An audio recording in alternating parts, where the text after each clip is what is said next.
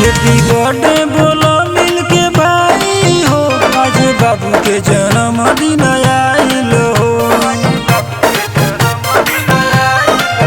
Happy birthday बोलो मिल के भाई हो, आज बाबू के जन्मदिन आइल हो।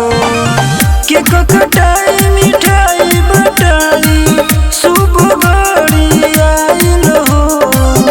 हैप्पी बर्थडे बोलो मिल के भाई हो, आज बाबू के जन्मदिन आइल हो। हैप्पी बर्थडे बोलो मिल के भाई हो, आज बाबू के जन्मदिन आइल हो।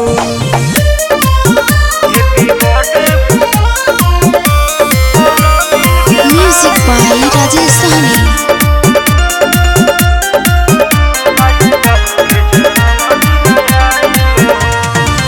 जिंदगी तू अपन सवरिया, जिंदगी में खुशियाँ लइहा।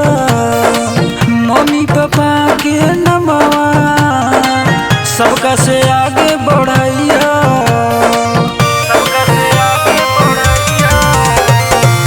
जिंदगी तू अपन सवरिया, जिंदगी में खुशियाँ लइहा। मम्मी पापा के नमवा सबका से आगे बढ़ाइया। करिया पढ़ाई अपनी हसीम, सुनर दिल तोहर आइल हो।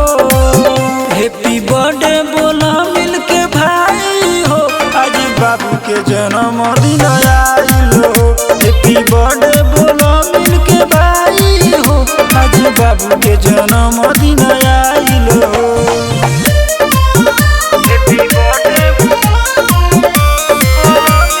Music by Rajesh Sahni.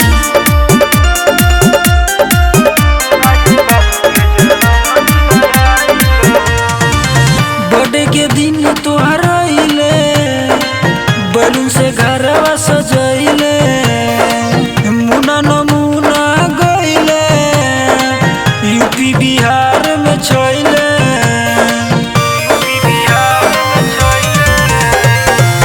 Birthday के दिन तोहर आइले, बैलून से घरवा सजैले। मुना नमूना गइले, यूपी बिहार में छैले। राइटर दीपक निराला लिखले, बर्थडे के गिफ्ट दियाइल हो। हैप्पी बर्थडे बोला मिल के भाई हो, आज बाबू के जन्मदिन आइल हो। हैप्पी बर्थडे बोला मिल के भाई हो, आज बाबू के जन्मदिन आइल हो।